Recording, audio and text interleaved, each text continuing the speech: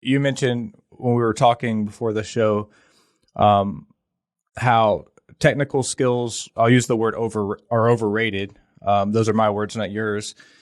And that human interaction, influence, de-escalation, you point out some of those as you move up the ladder in security become like, that's the name of the game. Those are the things that are really important.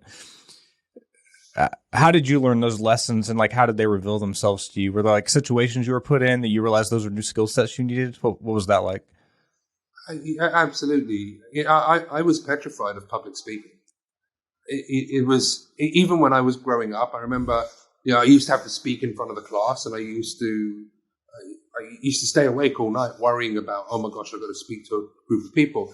I remember when I just got into the industry and I was with the ISSA, and Howard Schmidt had come over, and Howard was a great friend and mentor to me. But, I had to stand up and give a 20-second update on a mentoring program, and I was sweating buckets. And so for me, I kind of realized if I want to progress, I've got to learn the ability to be able to articulate and communicate to a larger audience. And so I went and spoke to a good friend of mine who ran the InfoSec show in Europe, and I said, look, can you get me a speaking gig? And he said, sure, you're well known in the industry. So I got a speaking gig, and it was a 1-hour presentation, but there was no fixed agenda. It was kind of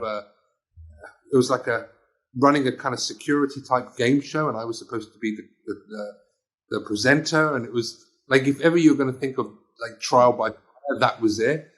And I think, all of this, like everything that I've learned and everything that you've done is as a result of your experiences. And so my experiences with having to do deconfliction, or having to coordinate with law enforcement to find the investigating authority for a specific ransomware, like all of that starts with your ability to communicate, your ability to be empathetic, your ability to understand what people need. And then, of course, you start to read and learn about things around psychology, which is what's going to make me better as a person to interact with people.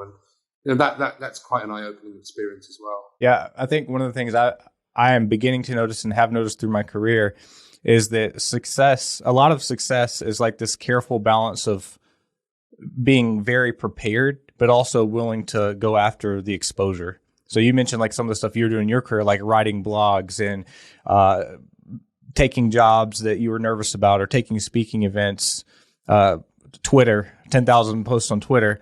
Like a lot of people have a lot of fear to do that stuff, but you can overcome that fear with like being hyper prepared. And some people need to be like way more prepared than others to feel comfortable with it. But that seems to be a trend.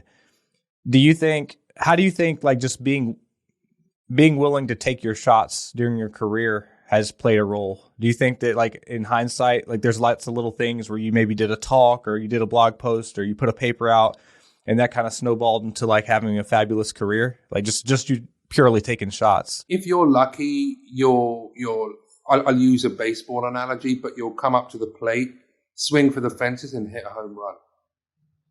And I'm going to butcher it now, but I guess Babe Ruth was known for home runs, was he? I don't know, right? I'm going to show my limitation of the game, but there's only going to be a couple of Babe Ruth. But for the rest of us here that don't have the ability to be able to swing for the fences every single time, then it's going to have to be a job of perseverance. It's going to have to be a job of just being determined, like picking yourself up and just keep going. And that's like such a tired cliche, which is, you just pick yourself up and keep moving forward. But that is the reality of the world that we live in. I mean, you look at someone like Ed Sheeran, for example, in the music industry, like it took him time to make it. You look at, so all of these people that you kind of look at and you say, wow, okay, they've made it and it was an overnight success. Well, there wasn't really an overnight success. It was constantly being out there and pushing forward. And I think that's the hardest thing, I think, which is when you take feedback or criticism, how you can kind of take that on board without it completely getting you to kind of, hide away.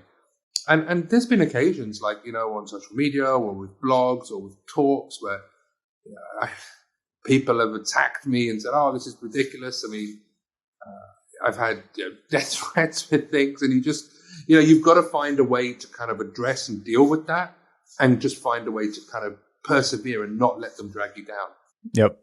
Yeah, at Risk 360, we work with a lot of high growth tech companies. So, we have a bunch of quote unquote unicorns in our portfolio. But one of the things you notice about those companies is they're like 10 or 15 years old.